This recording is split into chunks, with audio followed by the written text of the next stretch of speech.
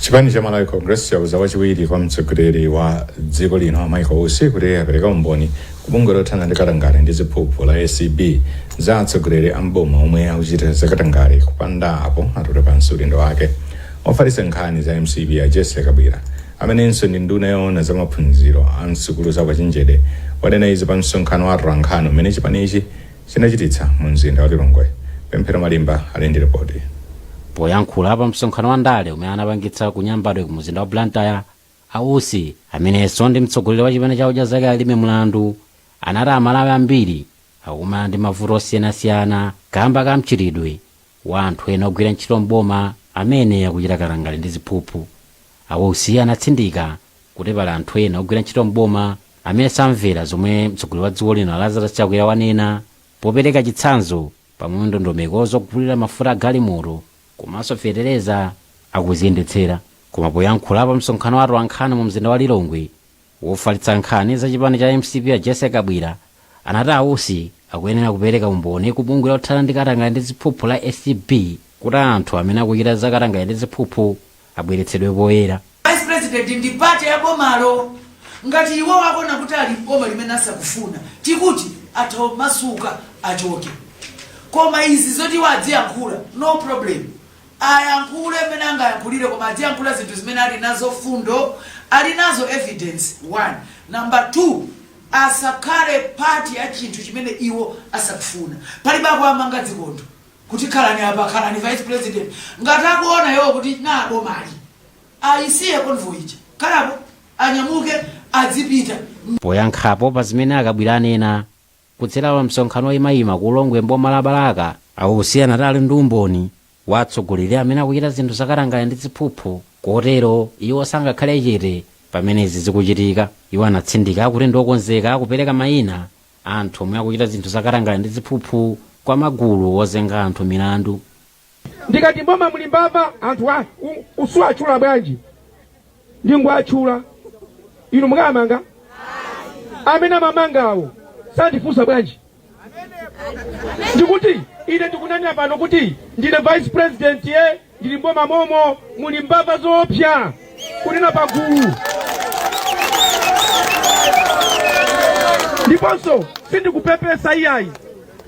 Pothirapo ndemanga pa izi woyankhulapo pa nkhani za ndale a George Chaima anati ndikofunika kuti Amalawi athandizire pa ntchito yolimbana ndi katangale ndi ziphuphu m'dziko muno. Ngati Amalawi akufuna kwabwino amene amva nkhani ngati zimenezi amene akadandaule ku Anti-Corruption Bureau Ausiwo akozanso kubwera ngati mboni ya boma. Ausi amene poyamba adali a chipani cha UTM adakhala wachiwiri kwa mtsogoleri wa dziko lino kutsatira imfa ya amene adali wachiwiri kwa mtsogoleri wa dziko lino a Saulos Chilima. Koma nkhalakale pandale zauzatha mzikuti zimene akuchita wachiwiri kwa mtsogoleri wa dziko lino Michael Usi podzudzula ena mwa ogwira ntchito mboma zikuyika poyera mavuto amene ali pa utsogoleri wa dziko lino. Ausi akhala akudzudzula ogwira ntchito ena mboma ponena kuti akuluakulu ena akumaderera utsogoleri wa President Lazarus Chakwera. Isaac Salima ali ndi nkhani yonse.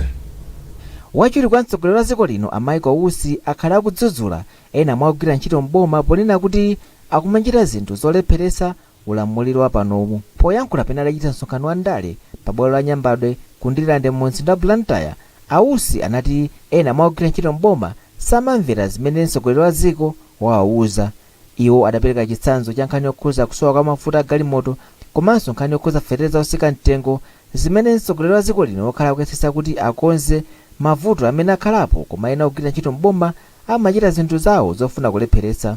Kadaulo pa nkhani za ndale Akandi Padampo adati wachiwiri kwa mtsogoleri wa dziko linoyo akhoza khala kuti amayankhula pa zimene waona mboma. Akufuna ndikupetsetsa zomwe akhala kuyankhula Vice President ndikuzipetsetsa ndithu ndikutenera kuzipetsetsa chifukwa kudandaula kumeneku sikuti ineyo ndakumva kudandaula kumeneku maiko ambiri ingakhale maiko amene amakhala kuti ngokukwera pa chitukuko chawo advanced what we call the advanced economies amadandaula ndithu ndamva ndikudandaula ndamva anthu akudandaula anthu andale maboma amenewo adalasidikidwa kuti ayendetse boma. Ndipo mkulu wa bungwe la Nyika Institute a Moses Nkandabwire wati nzodabwisa kuti ogwira ntchito mboma angamaderere mtsogoleri wa dziko. Ndipo kupezeka ya ma-civil servants ena amene kanga sakutenga zimene president wadziko akuyankhula iwo akuzika ngati ndi akulu kwambiri kapena ali ndi mphamvu kwambiri kusiyana ndi mphamvu zimene president ali nazo pakusonyeza kuti pali zinthu ziwiri zitatu zimene zikuchitika.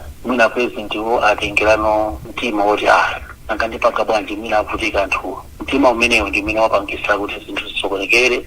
Wachiwiri kwa oyankhula chipani cha MCP Ken Nsonda ati izi sizachilendo kulogwira ntchito mboma kulepheresa ntchito za boma. A vice president analipo Malemu Chilima ni ma vice president akhala kudandaula kuti mbomamo kundaleku kuli anthu ena amene sakonda dziko lawo ndeni mfusa ngati zambati boma ya chakwera izi maboma onse amene analipo boma la Bachili, boma la Malemu Pingu, boma la Esbanda, boma la Asafia Mtalika, onse ma president akhala kudandaula muno Malawi kuti muno Malawi tindi anthu ena amene sakonda dziko lawo.